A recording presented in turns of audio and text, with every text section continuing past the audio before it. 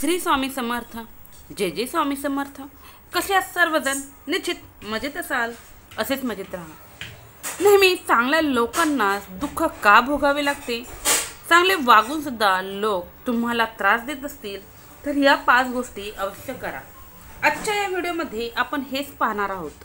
तत्पूर्वी जे कोणी आपल्या चॅनलवरती नवीन असाल, अजून आपल्या चॅनलला सबस्क्राईब केले नसेल तर आपल्या चॅनलला सबस्क्राईब करा, बेल आयकॉन ऑन करा, जेणेकरून असे छान छान व्हिडिओ तुमच्यापर्यंत येतील आणि तुमच्या जीवनाचे सोनं झाल्याशिवाय राहणार नाही. व्हिडिओ स्किप न करता शेवटपर्यंत पहा, म्हणजे सर्व माहिती तुमच्यापर्यंत पोहोचेल. अधिक वेळ न घेता व्हिडिओला सुरुवात करूया. पहा, बऱ्याच वेळा आपल्या मनात एक विचार नेहमीच येतो, तो म्हणजे नेहमी चांगल्या लोकांना दुःख का भोगावे लागते? समाजात सध्या लोकांना वारंवार त्रास का दिला जातो? जी लोक साधी, प्रामाणिक, दयाळू आणि इतरांच्या भल्यासाठी विचार करतात, चांगुलपणाचा अर्थ म्हणजे कोणाचेही वाईट न करणे, कोणाचाही तळतळाट न घेणे आणि कोणालाही दुःख न देणे. मात्र जर तुम्ही लोकांना सतत खुश करण्याचा प्रयत्न केला, त्यांच्यासाठी वेळ देत राहिलात, त्यांची मर्जी राखत राहिलात तर त्याचा फायदा घेतला जाऊ शकतो. यामुळे तुमचा चांगुलपणा मूर्खपणातही बदलू शकतो.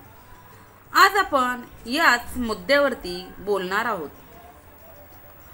पहा, तुमच्या बाबतीतही असं घडत असेल की मी समाजामध्ये, घरामध्ये, कामाच्या ठिकाणी, प्रत्येक ठिकाणी चांगलं वागत आहे, सर्व काही छानच करत आहे, सगळ्यांना खुश ठेवण्याचा प्रयत्न करत आहे, कुणालाही दुखवत नाही, परंतु मलाच त्रास का होत आहे, मलाच एवढे दुःख का भोगावे लागत आहे, असं निश्चित तुमच्या बाबतीतही घडत असेल.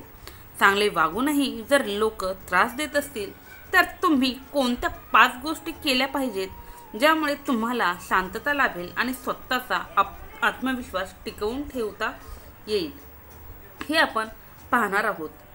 सर्वप्रथम 1 नंबर, नाही म्हणायला शिका. सर्वात महत्त्वाचं, नाही म्हणायला शिका. अनेकदा आपण इतरांच्या भावनांचा विचार करत लोकांच्या प्रत्येक गोष्टीला सहजरित्या होकार देतो. मात्र अशाने आपली स्वतःची मर्यादा ओलांडली जाते आणि शेवटी आपणच त्रासात सापडतो.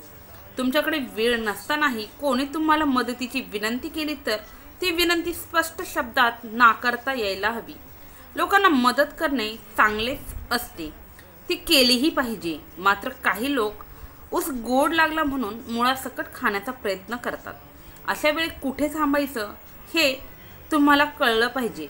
यामुळे तुमच्याशी वागताना लोक नीट वागतील. नाही म्हणणं म्हणजे स्वार्थी होणं नव्हे तर स्वतःचा मान राखणं आहे. स्वामी भक्तांनो, नाही म्हणणं म्हणजे तुमच्या मर्यादांची जाणीव ठेवणं आहे. यामुळे तुम्ही अनावश्यक जबाबदाऱ्यांपासून मुक्त राहता. तुमच्या वैयक्तिक वेळेचा आदर राखता येतो.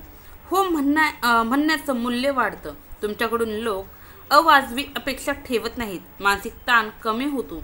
इतरांवरही तुमचं लक्ष व्यवस्थित राहतं. त्याचप्रमाणे इतरांवरही तुमचं नाही म्हणणं सकारात्मक परिणाम करतं. तुमच्या कार्यक्षमतेत सुधारणा होते. तुमचं व्यक्तिमत्व अधिक ठाम दिसतं.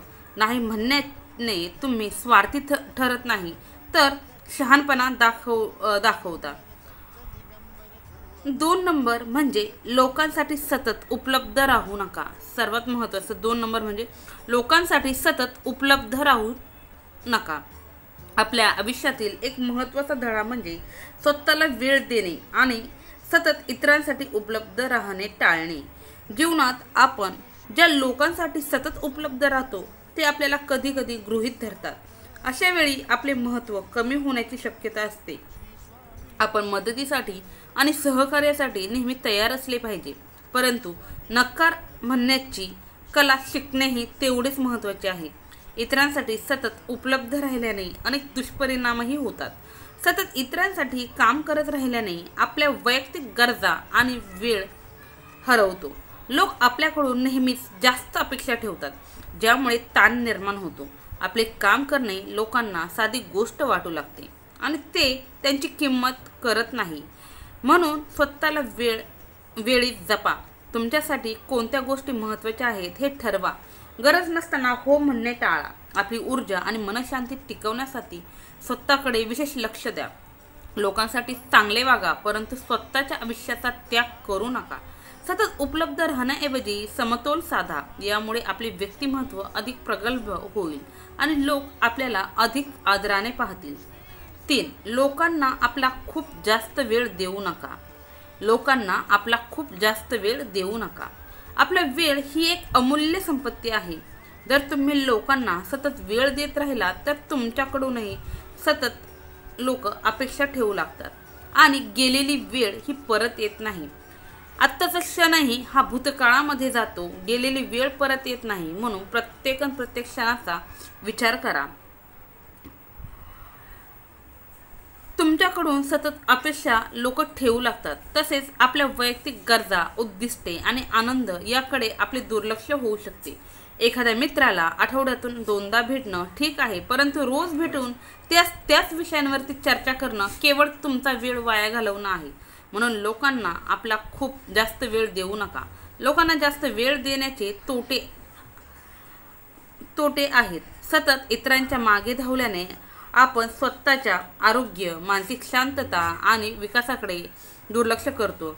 जेव्हा आपण सतत लोकांसाठी उपलब्ध असतो तेव्हा लोक आपल्याला गृहीत धरतात. सतत इतरांच्या गरजा पूर्ण करण्याच्या प्रयत्नात आपल्यालाच मानसिक आणि शारीरिक ताण होतो. इतरांच्या गरजा पूर्ण करण्याच्या नादामध्ये स्वतःचे ध्येय मात्र मागे पडते. दररोज थोडा वेळ स्वतःसाठी ठेवा. वाचन, ध्यान, व्यायाम किंवा स्वतःच्या छंदासाठी.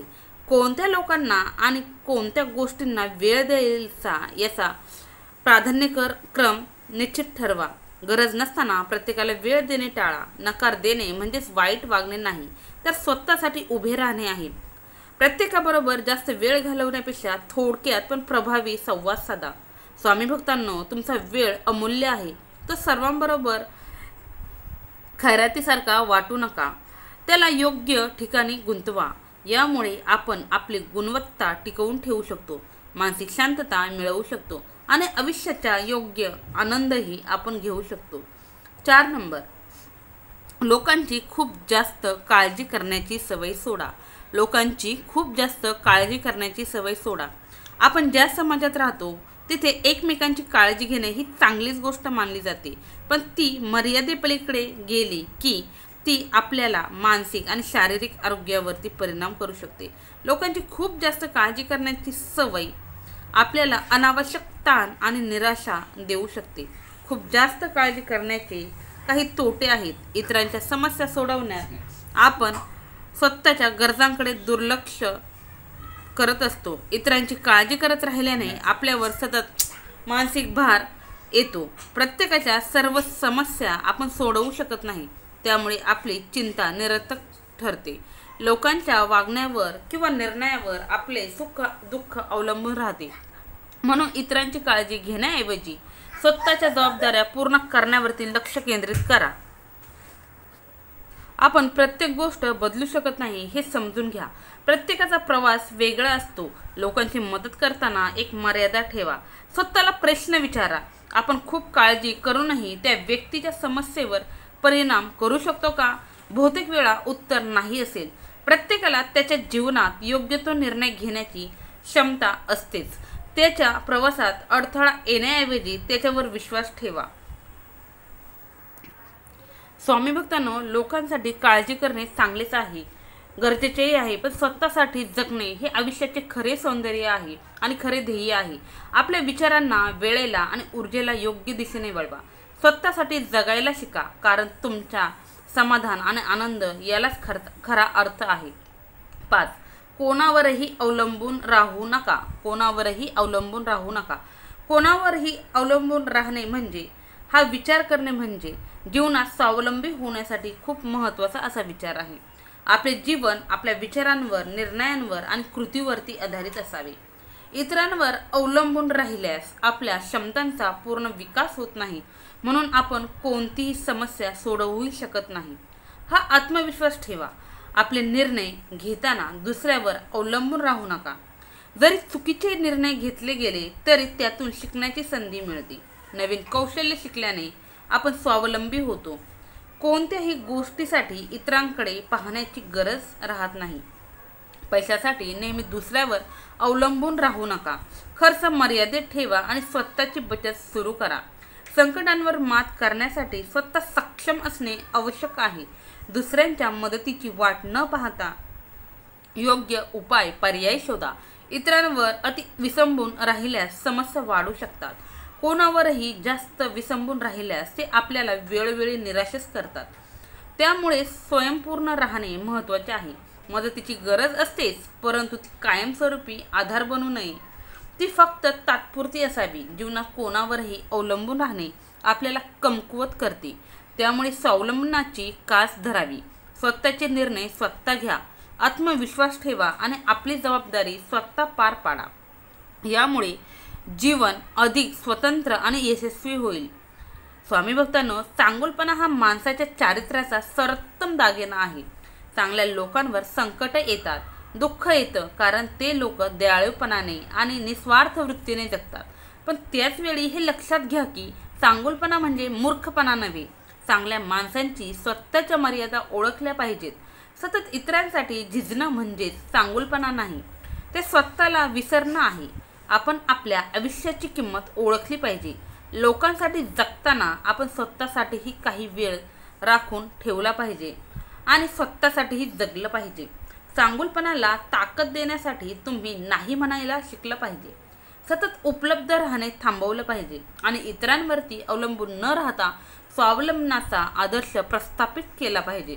लक्षात ठेवा, चांगुलपणा हा तोपर्यंतच उपयोगी असतो जोपर्यंत तो तुमचं आयुष्य सुखकर ठेवतो. तुम्ही स्वाभिमानाने जगलात, स्वतःच्या कष्टाने यशस्वी झालात तरच तुमचं चांगुलपण इतरांना प्रेरणा देईल.